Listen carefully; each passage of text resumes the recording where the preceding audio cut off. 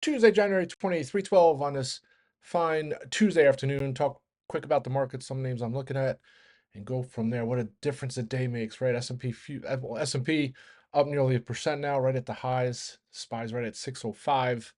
When I was on the rant yesterday afternoon, it was wondering if we're going to, how far might we bounce, and where was the Nasdaq going to close?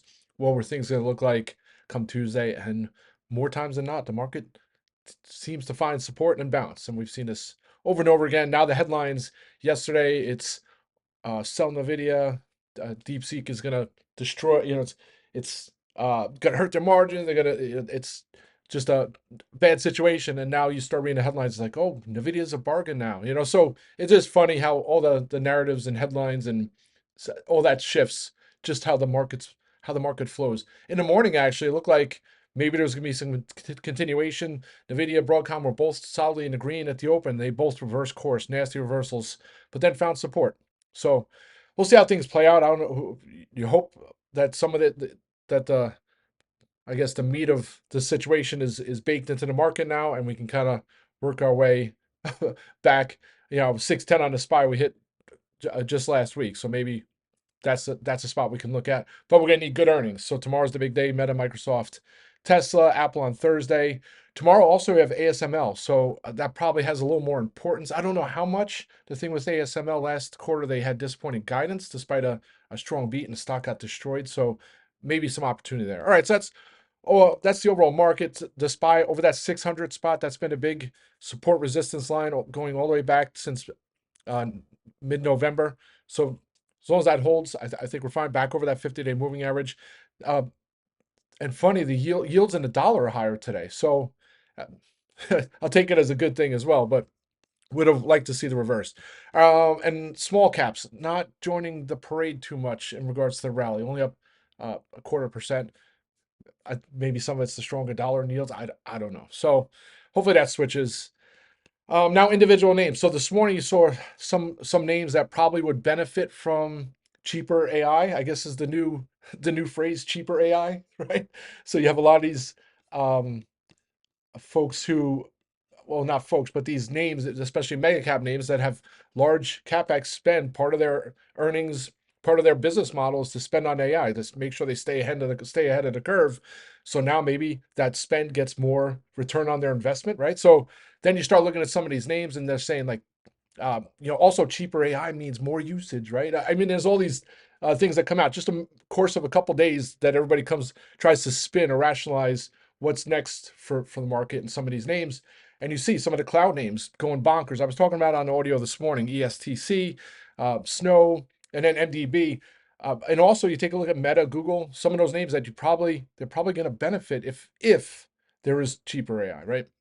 So first I'll talk about Shopify. So Shopify was one of the names that wasn't even on my radar really, and I've traded it for puts a couple weeks ago. Then I traded it for calls a couple weeks ago, same day. Made some nice coin on that one, and then it's not one I've really been following, but it's been sitting underneath its earnings level for quite some time. So when it gapped up on its earnings in November, it's kind of been just treading water.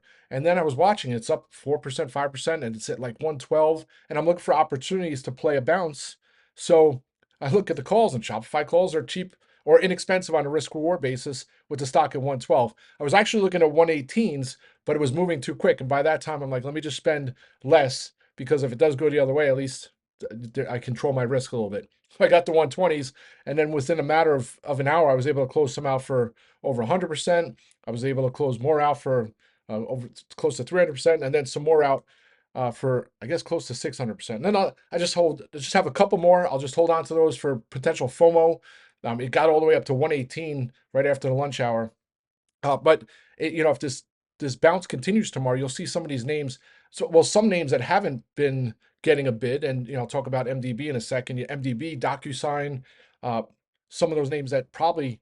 And DocuSign, I was actually looking at because it has similar setup to Shopify, where it had great earnings, gapped, ran all the way to hundreds, and it hasn't reverted to that level since the earnings. It's been sold off, and now it's rallying today. But again, another name that probably benefits from less spend on capex. All right, so that's Shopify. I would not be surprised to see continuation tomorrow. I don't see any news or catalyst, so Sometimes those moves are the best type. That this way there's no sell the news event or disappointment when something comes out. All right, so that's Shopify. MDB is the other name. So while I was looking for a name to bounce, MDB was down at 265, and MDB was going to be one of my names that I was going to buy calls on, but they were kind of pricey. And then all of a sudden, after I got the Shopify calls, it started taking off. It was 268 to 270. I was looking at the 300 strikes. Some went through at like 40 cents. I'm like, it's 270. You still need $30. 3.5 days left. And then once it continued to go, I said, I got to grab some. And then you look at some of the other names. I was talking about Elastic, ESTC was running.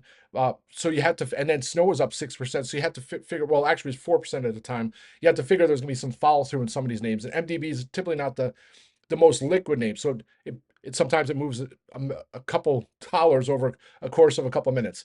So I was looking at 305s. Then I finally settled for the 310s. In the red, I actually got to see what they are right now. But I'll just hold those. Didn't get too many. Because if that just needs to get to 295 or so tomorrow, and I'll probably be able to lock some in to cover costs and ride the rest. The other thing is we have Microsoft and Meta earnings after the close Wednesday, and that the cloud space may have the sympathy move, and I'm sure it's going to be strong numbers. So, like the MDB setup, and you take a look, and I don't know how many days in a row for the last week or two I've been saying 280, 285, call me crazy on MDB, and sure enough, all the way up to 286 today. All right, so that's MDB. Adobe, which hopefully gets back over its highs here today, 455.81 was the key spot. Hit that hit it yesterday, the day before. There goes Arista Networks. Seemed like very strong resistance there. And once that breaks through, I still think, the picture set up, it's going to have a 3-4% move. It's going to trade into the mid to high 450s, if not beyond. So it's been tough to hold on because it's one of those frustrating names that it'll be hitting highs like yesterday at the noon hour and then reverse course, $8, no news, no catalyst, but still like the Adobe setup. And it looks like, opposed to what it was doing yesterday, it might rally into the close, which would be a good sign. All right, so that's Adobe. And then Arista Networks, which it's hitting highs right now, so 105.50. I was actually looking at calls last week on that Stargate news, and it was hitting all-time highs, and then it sold off yesterday. Of course, you have to think if people aren't buying, don't have to spend as much on AI. Some of these names, especially Arista Networks, is one of those front and center, is not going to get as much revenue, right? Even if it's a slight downtick, some of these names are priced pretty high multiples. But you look at Arista Networks and the 50-day moving average 109. I started looking like the 112s. I think they were 40 or 45 cents when it was at 104 and change at about 2 o'clock. And I passed, and then it's 10. It just hit a 105. I'm like, So don't be surprised. I was looking possibly at 115s because if you look at 109, that looks like a key spot. And you look at the gap yesterday from the news where it opened, I think it's like 111, 112. So don't be surprised if I add some strikes there. Great story. It's one of those names that, like, if this situation does play out, I think it's gonna be high regardless. It just is it gonna bounce back in time for this week. I was actually looking for next week's too, 120s maybe.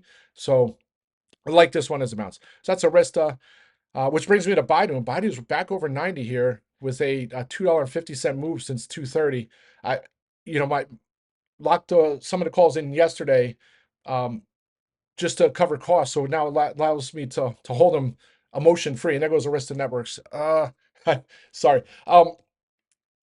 So if I didn't lock some in, I probably would have, well, typically when they're only inexpensive on risk reward basis, I don't close out weekly spec calls that are in the red.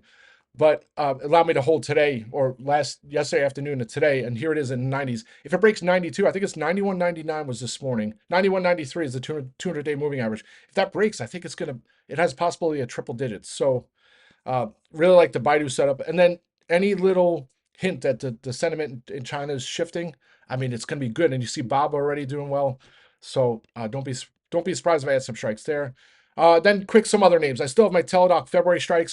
It's almost like a jinx when I talk about it. So hopefully I haven't talked about it in a couple sessions. But that one, it started to break yesterday and then came under pressure and gave it all back. Today it's actually holding the gain. So maybe this is it. And then, 4 sessions in a row over its 200-day moving average. It was over its 200-day moving average back when I started really trading it back in November, but really like this setup here. So not saying I'm adding strikes, but like that one. Not much to talk about on TripAdvisor either. It's hitting highs here, 1790. Would be nice if it closed over 18. And then I'm still looking to close probably the June 21s. And I might get some Arista network calls here before the close. And then last but not least here is Roku, and up 3% here. Not much commentary to add. It's been churning, and I think I have to go look. I think it's 86 is the multi-month high. So if you can get through that, then I think it's off the race so well. But I'm just going to hold my February 110s for now. And I think that's it, folks. I'll be back. Let's have a great day. Rock and roll.